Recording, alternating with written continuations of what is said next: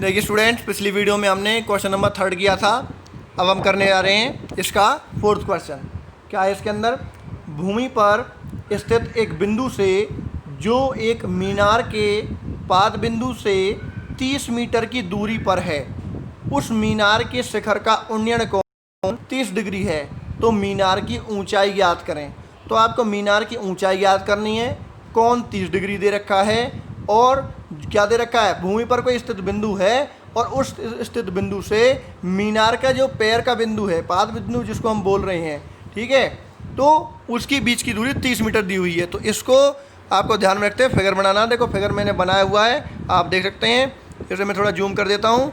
ये देखिए यहाँ पे क्या है, ABC त्रिभुज बनाया जिसमें BC जो है मीनार की ऊंचाई है, जो कि हमें लिखनी भी है, और AB जो है 30 मीटर, क्योंकि मान लीजिए भूमि पर स्थित जो बिंदु है वो A है और A से मीनार के पाद बिंदु के बीच की दूरी 30 मीटर है, और ठीक है, और जो एंगल है वो 30 डिग्री का बना हुआ है। तो ये हमने यहाँ पे बना दिया, तो एक तरीके से ये समकोण त्रिभुज बन गया। अब वही लिखना है, माना BC मीनार की ऊंचाई है, AB बराबर 30 मीटर मीनार से बिंदु तक की दूरी है। कौन से बिंदु की बात कर रहे हैं? भूमि पर स्थित बिंदु।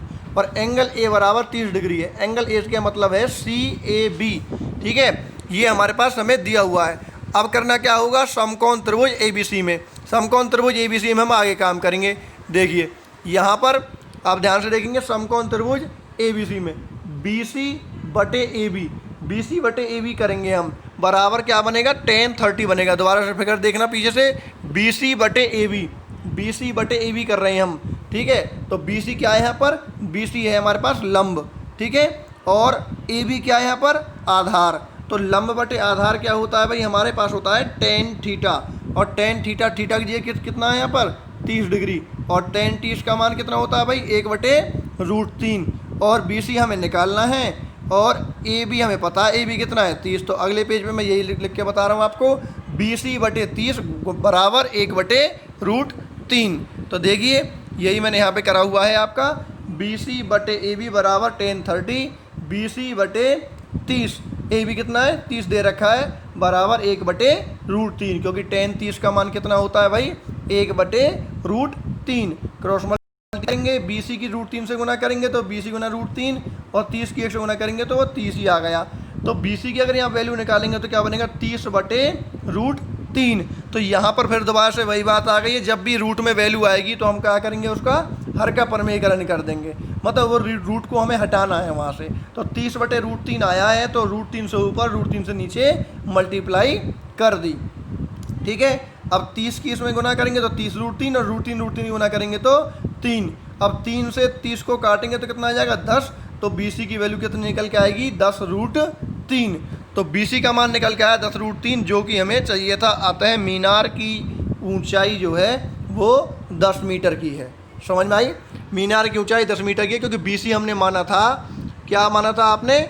मीनार की ऊंचाई। एक बार फिर से देख लीजिए फिगर को, ये BC जो है मीनार की हमने ऊंचाई मानी थी, ये हमने लिखा था, और BC बटे AB किया था, और वो हमने अगले पेज पे सॉल्व करके आपको बता दिया। तो मीनार की ऊंचाई बनी 10 मीटर। तो आप देख सकते हैं बहुत ही आसान क्वेश्चन है, बहुत ही छोटे हैं, और एक क्वेश्चन आपका 5 नंबर का यहाँ पे आएगा, तो इसे अच्छे से आप करें।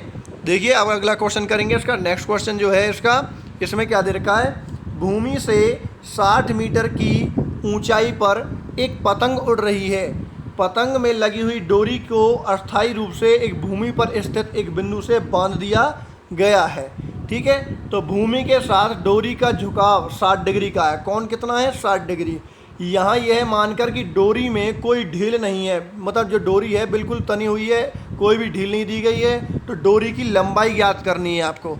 तो डोरी की जब लंबाई आपको ज्ञात करनी है तो वो सब आप यहाँ पे लिखेंगे। सबसे पहले क्या है? BC बराबर 60 मीटर। ये क्या है? वो डोरी की, ये आपकी पतंग की ऊंचाई है जो भूमि से उड़ रही है किसी बिंदु से, ठीक है। आप भूमि से जो ऊंचाई है पतंग की वो 60 मीटर की है, ये तो ऊंचाई हो गई 60 मीटर। इसके अलावा जो AC है वो डोरी की लंबाई है, जो कि हमें ज्ञात करनी है, ठीक है। और जो कोण बना हुआ है इस डोरी का, डोरी कौन सी है? ये AC जो है वो डोरी है, और इस डोरी का जो कोण बना हुआ है वो 60 डिग्री का बना हुआ है भूमि पर स्थित बिंदु से। तो A या कोई बिंदु है जहाँ पर वो पतंग जो है बंधी हुई है, और 60 डिग्री का कोण बना रही है। तो यहाँ इन सबको ज्वाइन करने के बाद ये बन गया आपका समकोण त्रिभुज। और समकोण त्रिभुज में मैंने बता दिया ऊंचाई 60 मीटर की दे रखी है, ये 60 डिग्री का कोण दे रखा है, AC आपको ज्ञात करनी है। तो आपको लिख के भी बताना है। माना AC डोरी की लंबाई है जो कि ज्ञात की जानी है, BC बराबर 60 मीटर पतंग की ऊंचाई है, ये पतंग की ऊंचाई दे रखी है आपको, और A भूमि पर स्थित कोई बिंदु है, एंगल CAB मतलब एंगल A 60 डिग्री है। ये सब जो कि हमने फिगर में बनाया था वो हमने यहाँ पर लिख दिया है। अब अगला स्टेप समकोण त्रिभुज ABC में, क्योंकि ये त्रिभुज कौन सा है, समकोण त्रिभुज। समकोण त्रिभुज ABC में क्या होगा, BC बटे AC। तो एक भुजा वो लेनी है जो आपको ज्ञात है और एक भुजा वो लेनी है जो आपको निकालनी है। आप किसी को भी ऊपर नीचे कर सकते हो, जरूरी नहीं है कि जो आपको ज्ञात है वही ऊपर करनी है, ऊपर नीचे किसी को कर दीजिए, लेकिन आप उसका अनुपात सही लगाना है फिर आपको। तो BC बटे AC कर रहे हैं, BC क्या है यहाँ पर, लंब है, और AC क्या है यहाँ पर, कर्ण है। तो लंब बटे कर्ण, मैं बार बार वही चीज़ दोहरा रहा हूँ, लंब बटे कर्ण क्या बनेगा, BC बटे AC, ये बनेगा साइन थीटा। ठीक है, लंब बटे कर्ण जो है वो बनता है हमारे पास साइन थीटा, और थीटा की वैल्यू कितनी है, 60 डिग्री। तो साइन 60 डिग्री लगेंगे इसको हम। ठीक है, BC बटे AC बराबर साइन 60 डिग्री, और साइन 60 डिग्री का मान होता है √3 बटे 2। तो और BC का मान कितना है, 7, तो 60 बटे AC बराबर √3 बटे 2। अब क्रॉस मल्टीप्लाई कर देंगे, 60 की 2 से करेंगे तो 120, और AC गुना √3 करेंगे, √3 गुना AC।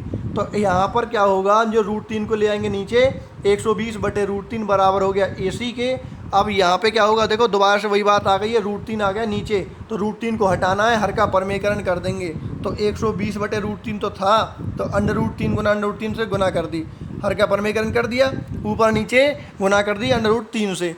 तो यहाँ पे क्या होगा, 120 की √3 से गुना करेंगे तो 120 √3 आ जाएगा वो तो।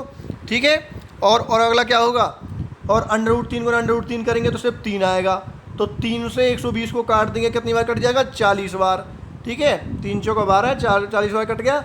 अब 40 √3 आया AC का मान, तो AC बराबर आ गया 40 √3, और वही आपको निकालना था। अतः पतंग की डोरी की लंबाई 40 √3 मीटर है। आपको ये मीटर सेंटीमीटर जरूर लगाना है, क्योंकि जब आप मैथ में आप सवाल कर रहे हैं तो वो चीज़ ज़रूरी है जिसमें आपने पूछा है, क्योंकि यहाँ काम चल रहा है मीटर में, 60 मीटर की ऊंचाई दे रखी थी वहाँ पर। तो इसमें डोरी की जो लंबाई है वो भी आप मीटर में ही बताएंगे। अतः पतंग की डोरी की लंबाई 40 √3 मीटर है। ठीक है, तो ये आपको यहाँ पर समझ आ गया होगा। तो ये क्वेश्चन भी आपका यहाँ पे ख़त्म हो जाता है। ठीक है, इससे अगली वीडियो में हम इसके नेक्स्ट क्वेश्चंस करेंगे। Thanks for watching SK maths classes.